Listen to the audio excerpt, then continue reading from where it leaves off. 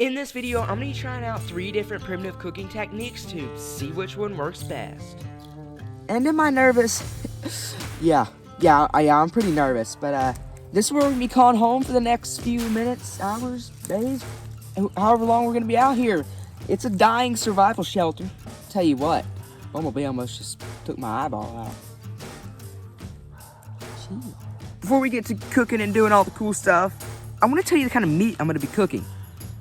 I've got real deal venison, aka deer meat. So I'm gonna eat this just like it would have tasted to Indians who cooked it a couple hundred years ago. No seasonings, straight over the campfire. This is gonna be an awesome video, but it's also gonna be a lot of work. So please hit that subscribe button, and if you enjoy this video so far, hit that like button.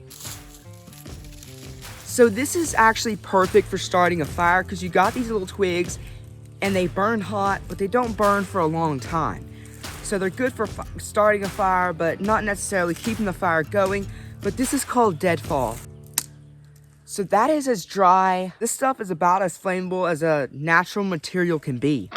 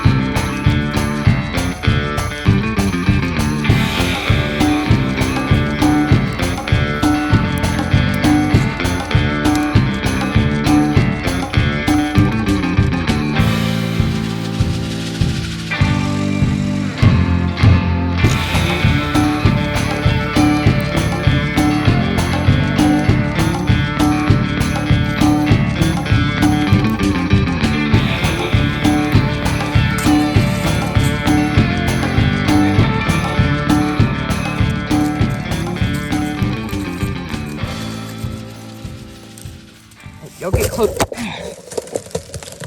Oh, y'all missed it. Oh well. Yeah, so it's actually it was pretty easy to get lit. In fact, I seen a spark, went for the camera fell, and the fire was just lit. So right here is a sweet gum tree. You can actually make tea from the leaves. It tastes pretty good. I've tried it before, but I'm gonna be using the branches to help make some of the skewers and stuff for cooking. I think oak, walnut, that's supposed to be good, but I can't find no small walnut trees around here. We're just gonna have to use it.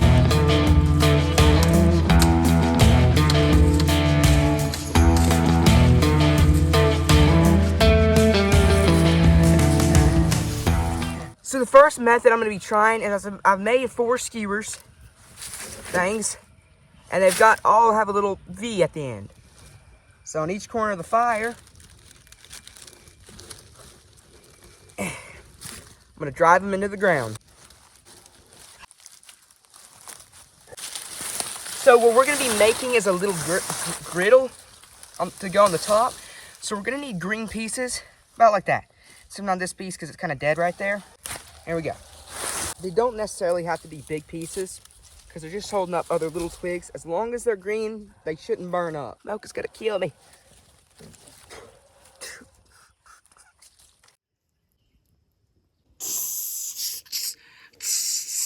Right across there. There we go, y'all. Take a look at that.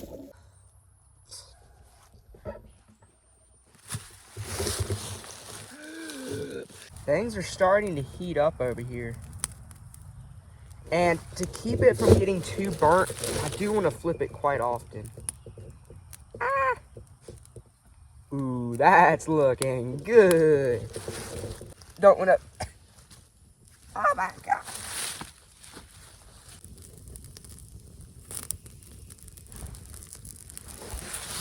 All right, we need something to grab it with. Things ain't working out here, folks. That honestly went pretty bad. I think the green twigs I put on there may have just been too thin, but the deer meat was also sticking to it. I don't know what I did wrong. I may have used the wrong kind of tree, but that didn't work too good. But that's okay, because I've still got 2 other ways to try to cook meat. Now on to our next way of cooking, which pretty much happened whenever all that fell. But you could just throw the meat right onto the coals, and people actually cook steaks like this. Just like that. It almost seems wrong to do this, because this is like, you're cooking, and your food falls in the coals. It's like, oh man, but apparently this is how you're supposed to do it.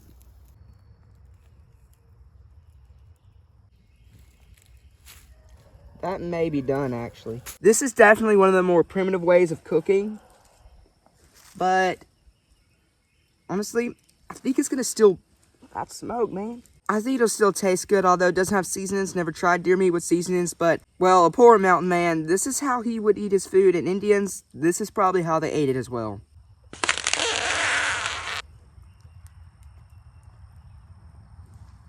It is quite chewy, but it's not bad at all, and it's super juicy. If this was a steak or something, that would be a good medium rare, I guess.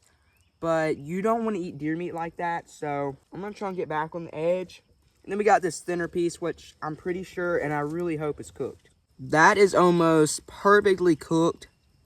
Still a little red and juicy. It's almost perfect. For steak, that would be perfect. But for deer meat, I just want to get it a little bit more cooked.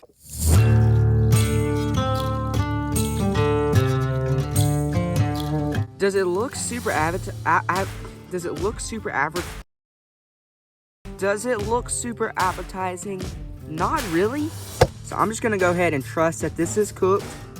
And yeah, it has some dirt on it, but and some whatever. We're gonna fight past that. Here we go.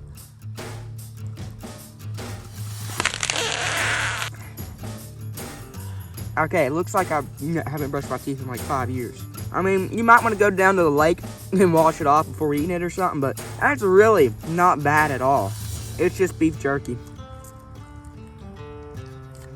Moving on, next thing, the skewer. Got a piece here, and I can move it just like that and twist it as needed. Alright, I decided to try to score the meat a little bit to help it cook. It doesn't look that great, but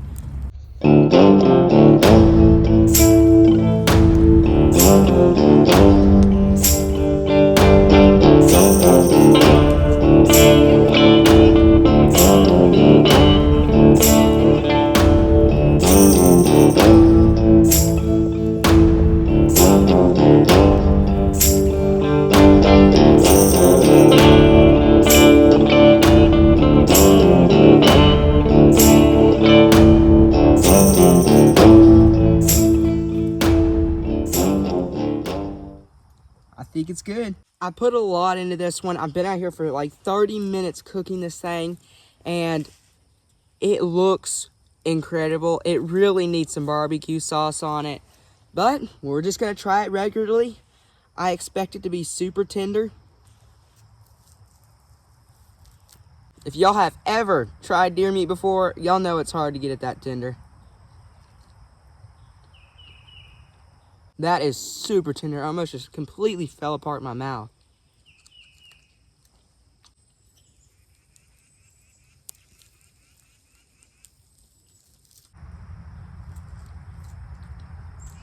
So on the inside here, that was actually touching the stick that I cooked it on. It is super, super tender. Well, that is just about it for this video. I hope y'all enjoyed it. If you did, please give it a like. And if you haven't already subscribed, it really helps out my channel. And I hope you learned something on this video. Maybe you can get out in the woods, practice starting fires. That is it for this video. I will see y'all on the next adventure.